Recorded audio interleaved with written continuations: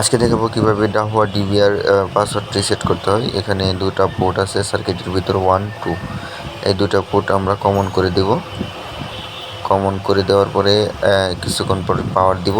পাওয়ার দিয়ে 3 সেকেন্ডের মতো আমরা প্রেস করে দূরে রাখবো। দূরে রাখার পরে এটা রিসেট হয়ে যাবে। তারপর নতুন করে সেট আপ করতে হবে। পাসওয়ার্ড দিয়ে সেট আপ করে নিতে হবে।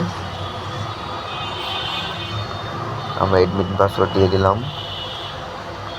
এটা আমাদের মতো করে দিচ্ছি, কাস্টমার অনুযায়ী দিতে পারেন, আপনাদের যেটা ভালো লাগে।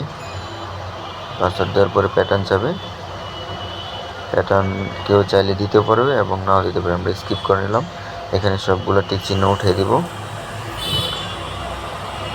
এই যে সেট আপ হয়ে গেছে। এগ্রি করে দিব অল লাইসেন্স সফটওয়্যার। ডান। এখন আস্তে আস্তে সবগুলো কমপ্লিট করে দেবো আমরা। একটার পরে একটা আসবে এবং কমপ্লিট করে দেওয়ার পরে হার্ড ডিস্কটা ফরম্যাট করে দিলে আপনার ডিবিআর ওকে। খুবই সহজ ডিবিআর পাসওয়ার্ড রিসেট করা। তো এইভাবে আমরা ডিবিআর পাসওয়ার্ড রিসেট করতে পারবো। ধন্যবাদ।